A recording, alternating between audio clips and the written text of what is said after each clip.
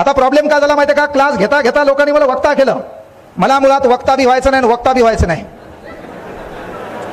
मूळ उद्देश क्लास आहे. मूळ उद्योग क्लास काय की मला पोरांना मोठं केलं. ज्या क्लासच्या भरोश्यावर आपण क्लास घेतला तिथं आपण मोठं झालो. म्हणून पोरं काही करायचं करा, पण मात्र संधी गमावू नका. संधीचं सोनं करायला शिका. आपला रिझल्ट एका मार्काने गेलाय ना, जाऊ द्या. तलाठीत आपण नाही जमलं, ग्राउंड मध्ये आपण नाही बसलो, तर मनातल्या मनात एक डायलॉग हाना, कई हार बाकी है, कई जीत बाकी है, कई हार बाकी है, कई जीत बाकी है, मेरे जिंदगी का कई सार बाकी है, यहां से कर ली है मैंने मेरे जिंदगी की शुरुआत. साला ये तो किताब का एक पन्ना था, अभी तो पूरी किताब बाकी है, अभी तो पूरी किताब बाकी है. आणि एक गोष्ट मात्र कायमस्वरूपी लक्षात घ्या, संधी माणसाच्या जीवनात एकदाच येते. तुम्ही पहा दैनंदिन जीवन जगत असताना कदाचित कधी तुमच्या मनात हा विचार पण आला असेल काय की आपण काय करू, उद्या अभ्यास करू.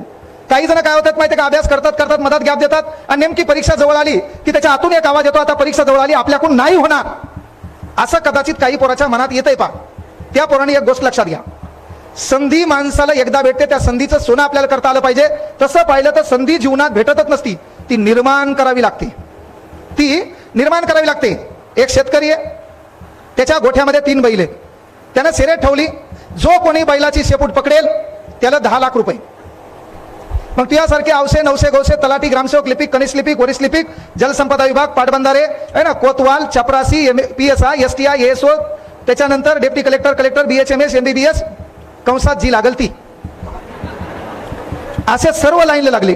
आणि सर्व लाईनला लागल्यावर झालं काय माहितीये का, की सांगण्यात आलं की बाबा या गोठ्यामध्ये 3 बैल आहेत, जो कोणी बैलाची शेपूट पकडेल त्याला हे 10 लाख रुपये. मग तुमच्यासारखं एक जण काय म्हणायचं, चला आपण इथं नाही लागलो, एकदा परीक्षा जवळ येऊ द्या मग अभ्यास करू. तुमच्या जीवनातले काही क्षण आठवा, तुम्ही डायलॉग आणलेले आहेत. पहा, एकदा मग बर्थडे हो द्या मग मी लय अभ्यास करणार. असं म्हणता म्हणता तू 35 वर्षाचा झाला पण तुला कळत नाही कधी अभ्यासाला लागायचं. तो डायलॉग आणले, एकदा दिवाळी हो द्या मग अभ्यास. पहा कित्येक दिवाळ्या झाल्या, उठणार तू मुंडकं गुतायचं राहिलं तू, तरी तू सुधारला नाही. तो प्रत्येक वेळा डायलॉग आणला, एकदा नवीन वर्ष हो द्या मी तिला फक्त एकदा विश करतो आणि मग जे अभ्यास करतो. आणि तू एकट्यानं तिला विश केलं नाही, तिला अख्ख्या गावानं विश केलं. आणि तिनं बी प्रत्येकाला मेसेज पाठवला, same to you same to you same to you. तुला वाटलं मला चालेल का, तू स्क्रीनशॉट मारून ठेवला, दळभद्री विचार. तर सांगायचं तात्पर्य की बाबा त्या गोठ्यातून एक बैल बाहेर पडला, याने नेमका बैलाला पकडणार, बैल धाड धिपड होता, त्याला वाटलं या बैलाची शेपूट पकडली तर साला हे बैल आपल्याला काही पंढरपूर पर्यंत ठेवणार नाही. त्यानं पहिला बैल सोडून दिला, कारण सवय काय होती, उद्या करू परवा करू कधीतरी करू.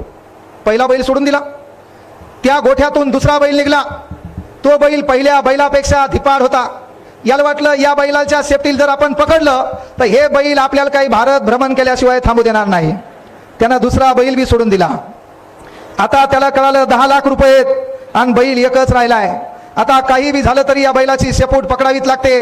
हे गोठ्याच्या दरवाजापाशी गेलं, तन मन धन एकत्र केलं, हाताच्या मुठी वळल्या, पूर्ण श्वास आतमध्ये घेतला आणि त्यानं ठरवलं आता फक्त बैल येऊ द्या, शेपूट पकडल्याशिवाय पर्याय नाही. त्या गोठ्यातून तिसरा बैल बाहेर पडला. यानं तन मन धन एका जागी केलं, मनाभावातून बैलाची शेपूट पकडायला उडी मारली. रपकन रोडवर पडलं, 4-5 दात पडले. तिसऱ्या बैलाला शेपूटच नव्हती. तुला एकदा चान्स भेटला, दुसऱ्यांदा दिला, तुला वाटलं तिसऱ्यांदा बी असं होईल. नाही. पोरं एक गोष्ट क्लिअर करा, पोरी हो, तुम्हाला शिक्षणाला वय कमी आहे का, समाज भिकारचोट भावकी है ना, भावकी चांगलं म्हणणार नाही. पोरगी हात पिवळे करून टाका, भावकीच म्हणणार, रुपया देणार नाही, आम्हाला चुलबंद अवतन काऊन नाही, हात वावाळी काऊन नाही झाली, रुसणारे तेच, कारण कुत्र्याला गती आणि भावकीला प्रगती कधी देखवत नाही. पण हीच भावकी आपल्या बापाला सांगते पोरीच्या हात पिवळे करा, लवकर लग्न लावा. त्याला कारणीभूत तू बी आहे. तू बी जरासं इंस्टाग्रामवर गुलू बोलायचं नाही है ना. आम्हाला अख्ख्या पोराला माहिती आहे तू कशी दिसती, स्नॅपचॅटवर तू अलग दिसायली, काही गरज नाही. अख्ख्या पोरी बेजार, अख्ख्या पोरी कच्चा बदाम पक्का बदाम. हा बा अख्ख्या पोरी, मै नाही तो कोण बे, तू मावशी. अरे काही घेणं आहे का, काही देणं आहे का, मै नाही तो कोण बे म्हणण्यापेक्षा माझ्या बापाचं अस्तित्व मी मोठं करणार आहे आणि माझ्याशिवाय कोण करणार हा प्रश्न तुझ्या हृदयात आला पाहिजे. ते करायचे. आणि तुझ्याबद्दल तर न बोललेलं बरं, आमदार साहेब, आपल्या महाराष्ट्रात त्याच्यात मराठवाड्यामध्ये नेतेगिरीचा फॅड जास्त आहे. पांढरं शर्ट, पेपर कॉटन 350 रुपयाचं, 500 रुपयाची नोट 5 वर्ष न खर्चलेली वरच्या खिशात, 10-12 कागद, 17 उचललेली कामा, हे इकडे हे. आणि त्याच्यात पुन्हा याचं स्टेटस, यांच्याशी भेट, दिलखुलास चर्चा, याचे डायलॉग, याचा स्टेटस पाहिल्यावर मला वाटतंय जीव द्यावा कधी कधी. काही काहीचे गमचे स्टेटस, काही पोरग याचं खरं काही नाही. सकाळी उठल्यावर याच्या डोक्यात प्रश्न आहे, मी स्टेटस काय ठेवायचं, लोकांना काय दाखवायचं. याचा स्टेटस सकाळी उठल्या जुबान कड़वी सही लेकिन दिल साफ रखता हूं, याचं स्टेटस. वजन 20 किलो उचलून बाजू ठेवता येते साहेब मोठ्या गाडीत, आणि स्प्लेंडरला किका मारू बेजार डायलॉग खायला पुन्हा. जुबान कड़वी सही लेकिन दिल साफ रखता हूं, कौन कब किस हालात में बदला सबका हिसाब रखता हूं. आणि भाऊ मसीकड, भाऊचं स्टेटस तिला कळावं म्हणून, तिनं पाहावं म्हणून, तिला काहीतरी वाटावं म्हणून, ठुकरा दिया जिन्होंने मुझे मेरा वक्त देखकर.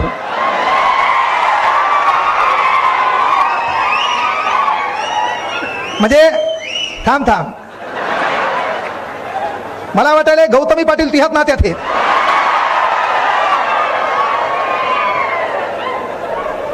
त्याला काहीच वाटत ना.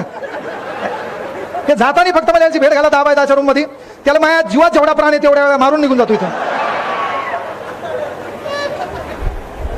म्हणजे हे तिला इम्प्रेस करायला, हे तिला बोललेलं कॉलेज सुटल्यावर मुकाट्या कोणी नसताना, यानं इंस्टाग्रामवर तिचा नंबर घेतलाय, बेजार आहे. तिनं बी काही दिवस रिस्पॉन्स दिला, बाजूच्या मैत्रिणी सांगितलं ते दलिंदर आहे, त्याचं काही खरं नाही का नाही. आणि त्याच्यामुळं हे तिला डायलॉग घालायले, तिला कळावं म्हणून स्टेटस बाकीचे हाईड केले, आणि तिला दिसण्यासाठी. जिन्होंने ठुकरा दिया मुझे मेरा वक्त देखकर, मां कसम ऐसा वक्त लाऊंगा लोगों को मिलना पड़ेगा मुझे मेरा वक्त लेकर. याचं स्टेटस तिला दिसावं म्हणून, याचं स्टेटस, तेरे सामने से गुजरेंगे ना तुझसे बाल भी बाका होगा, तेरे सामने से गुजरेंगे ना तुझसे बाल भी बाका होगा, जब हमारी एंट्री होगी शोर नहीं धमाका होगा. अरे फोक्या, सुतळी बॉम्ब फुटल्यावर 1 किलोमीटर पळतो तू कह्या लागाव फकाले हाणायच्या. तू आगाव बेजारच व्हायचं नाही. एकच काम करा, तुम्ही तहसीलमध्ये गेला असाल, कुठल्या ऑफिसमध्ये गेला असाल, ऑफिसमध्ये आपला बाप असेल पा. मराठवाड्यामध्ये सहसा आपण वारकरी संप्रदाय आपल्या इकडे जास्त चालतो, आणि आपला बाप नेहरू शर्ट घालतो. आपल्या बापाच्या अंगात पांढरी पॅन्ट असते, मिळालेली असते, आणि टायगर कंपनीचा बूट आपला बाप शेतात वापरतो. तो बाप आपला कदाचित कुठं तहसीलमध्ये, जिल्हा परिषदेमध्ये, पंचायत समितीमध्ये आपल्या सोबत गेला, आणि आपली 10वी-12वी झालेली आहे.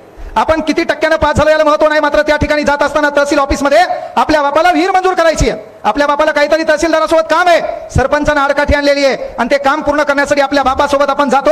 ते जात असताना आपल्या बापाचे कपडे, आपल्या बापाच्या पायातला बूट, आपल्या बापाच्या अंगावरचा डोक्यावरला फाटलेला रुमाल पाहून, तिथला साधा क्लर्क, साधा चपरासी आपल्या बापाची हालत पाहून धक्के मारून आपल्या बापाला काढत असेल, तर त्या ठिकाणी मर्दावानी शपथ घ्या, साला काय करायचं करेल, रात्रीचा दिवस करेल, दिवसाची रात्र करेल, काय झक मारायची तर मारेल, मात्र अभ्यास करेल. येणाऱ्या काही काळात साला इथंच तहसीलदार होईल, आणि याला पाणी माझ्या बापालाच आणायला लावेल. ते करता आलं पाहिजे. ते करायचं म्हणजे साधी सुधी गोष्ट नाहीये. MPSC UPSC म्हणजे काय मजाक वाटायली का भाऊ? नाहीये. त्यासाठी पर्याय एक आहे, आपल्याला आपल्यासोबत कॉम्पिटिशन लावा लागल.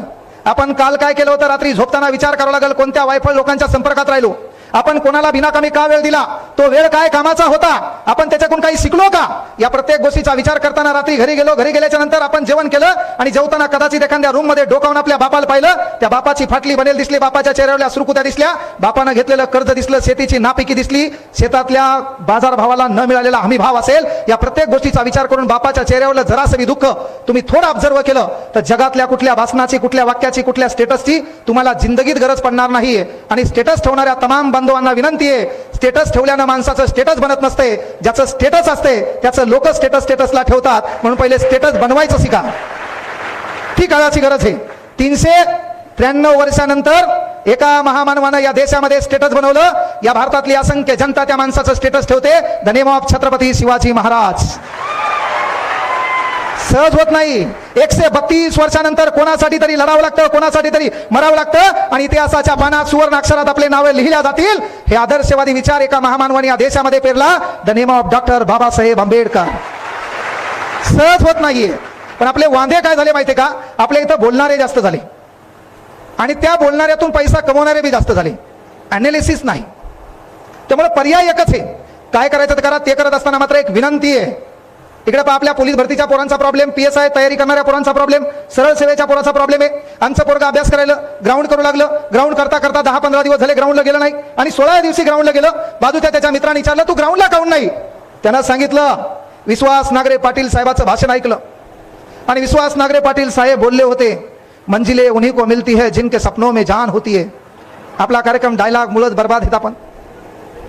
मंजिले उन्हीं को मिलती है जिनके सपनों में जान होती है, पंख होने से कुछ नहीं होता हौसलों से उड्डाण होती है. आणि म्हणून ठरवलं आता कॉन्स्टेबल नाही, ओनली IPS.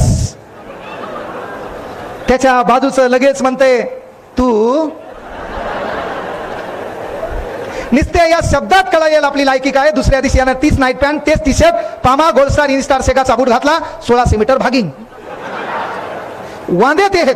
कारण प्रॉब्लेम काय माहिती का, आपल्या जवळच्या दलिंदर आपल्याला सुधरू देईना. आणि त्यामुळे एक विनंती आहे, येड्या मुड्यांचा नाद सोडा.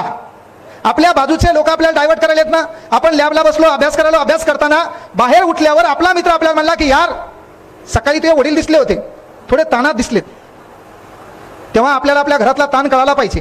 हो, मोठ्या ताईचं लग्न राहिले, लग्नाचा प्रश्न आहे आणि कदाचित ते ताणात असतील. महिला मंडळांना विनंती आहे, सकाळी तुम्ही उठतात आणि पोरं तुम्ही पण आपल्या बापाला, जगात आपल्याला लाखो लोकांनी नाकारलं चालते पण आपल्या माय बापानं आपल्याला नाकारायला नाही पाहिजे. म्हणून एक काम करायचं, आपल्या घरात कदाचित कोणाच्या घरात एखाद्याचा बाप दारू पित असेल, तो व्यसनाधुंद असेल, तर सकाळी आपल्या पोरीनं आणि पोरानं उठायचं आणि त्या बापाच्या पाया पडायचं. आपण बापाच्या पाया पडल्यावर, बाप घराच्या बाहेर पडल्यावर दोनदा तरी विचार करणार, मग लेक आणि मग पोरग माझ्या पाया पडलं होतं, मला वागणं बदलावंच लागेल, हा शब्द आहे आपला.